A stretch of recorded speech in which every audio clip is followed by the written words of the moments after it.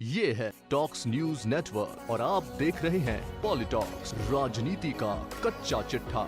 सियासत में घटनाओं का बड़ा महत्व है।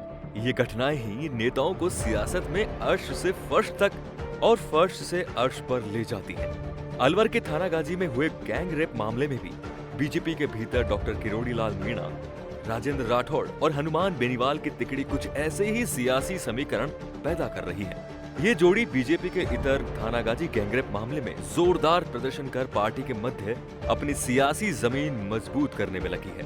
पहले तो इस तिकड़ी के दो किरदारों ने जयपुर में गैंगरेप मामले को लेकर बड़ा प्रदर्शन किया।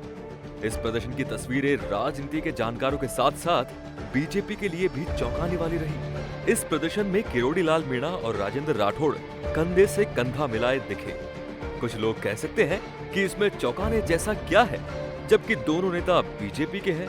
यदि ऐसा है तो बता दें कि किरोड़ी लाल मीणा और वसुंधरा राजे के बीच अदावत और राजेंद्र राठौड़ की उनके साथ नजदीकियों से पूरा प्रदेश वाकिफ है। ऐसे में मीणा और राठौड़ का एक मंच पर साथ आना ऐसा आभास पैदा कर रहा है कि जैसे दोनों दिग्गज प्रदेश बीजेपी के भीतर कुछ नए समीकरण को पैदा करने के प्रयास कर रहे हैं। गैंगरेप मामले को लेकर जब डॉक्टर किरोड़ी लाल मीणा ने दौसा में प्रदर्शन किया तो राजेंद्र राठौड़ तो उनके साथ थे ही, हनुमान बेनीवाल भी साथ नजर आए।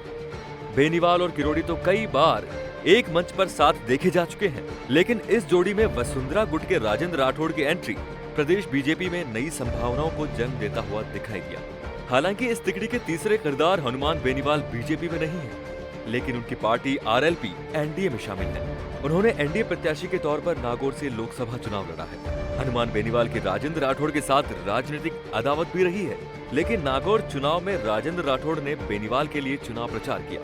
आपको बता दें कि हनुमान बेनीवाल पहले बीजेपी में ही थे, लेकिन उन्हें अनुशासनहीनता के कारण पार्टी से बाहर कर दिया गया। इसके बाद बेनीवाल खींवसर से निर्दलीय विधायक चुने गए। हाल में हुए विधानसभा चुनाव में हनुमान बेनीवाल ने राष्ट्रीय लोकतांत्रिक पार्टी का गठबंधन कर प्रत्याशी उतारे, लेकिन इनमें से महज 3 को जीत हासिल हुई थी। मुख्यमंत्री अशोक गहलोत ने इस तिकड़ी पर ट्वीट कर हमला बोला है।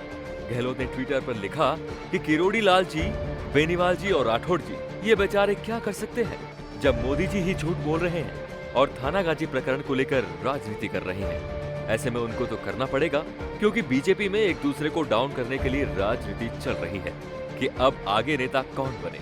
पार्टी के अंदर ये लड़ाई हो रही है। अशोक गहलोत ने ट्वीट में साफ साफ कहा कि बीजेपी के भीतर सत्ता संघर्ष चल रहा है और डॉक्टर किरोड़ी लाल मीणा, राजेंद्र राठौड़ और हनुमान के एक मंच पर आने और गहलोत के इस तिकड़ी पर तंज कसने के बाद सियासी गलियारों में ये चर्चा जोरों पर है कि इन तीनों के बीच क्या खिचड़ी पक रही है।